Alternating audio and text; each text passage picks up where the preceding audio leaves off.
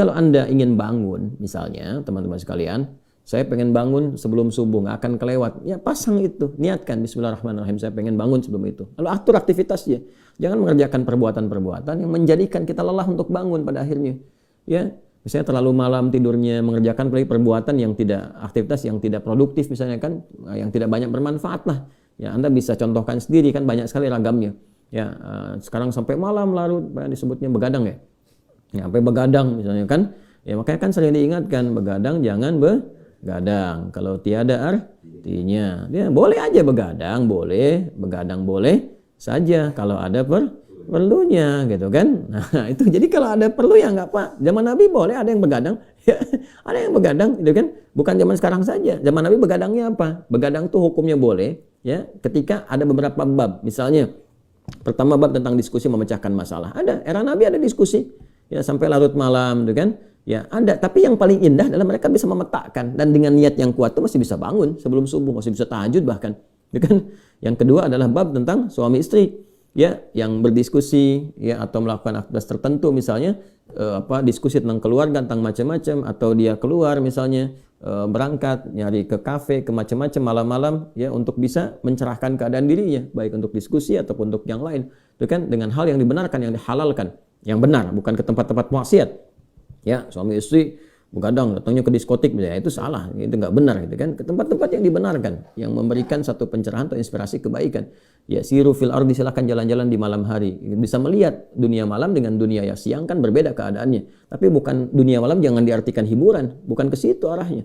Ya, itu untuk bisa mencari inspirasi yang mendekatkan diri kepada Allah. Lihat langit ke atas, lihat bulan, menikmati pemandangan. Ya, lihat keluar betapa banyak orang-orang yang mungkin masih kesulitan, nggak ada rumah dia, mencari-cari tempat tidur.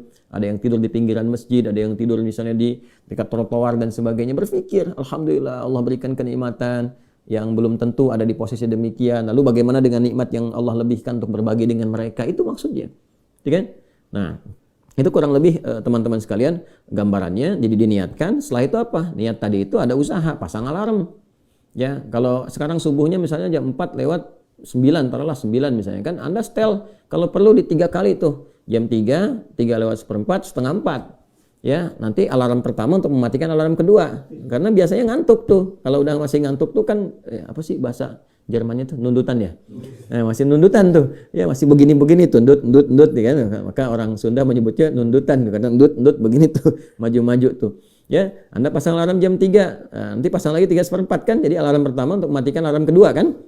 Alarm kedua untuk siap-siap alarm ketiga, kan masih sadar tuh, alarm ketiga sudah mulai sadar, setengah 4 kan, nah di situ udah mulai siap-siap dan sebagainya. Nanti kalau sudah jadi ritme, metabolisme tubuh kita akan menyesuaikan, itu otomatis bangun sendiri, nggak pakai alarm lagi. Saya dulu saking nggak punyanya, waktu saya pesantren, saya nggak bisa beli alarm. Saya tanya guru saya, gimana teman-teman saya punya alarm, saya nggak punya, gimana caranya bangun supaya sebelum subuh saya bisa tahajud. Maka guru saya masih teringat sampai sekarang itu. Beliau katakan lembut sekali. Ada alarm yang paling hebat katanya, minta alarmnya dari Allah, berdoa, minta. Nah itu, dari itu Masya Allah dibangunkan kita.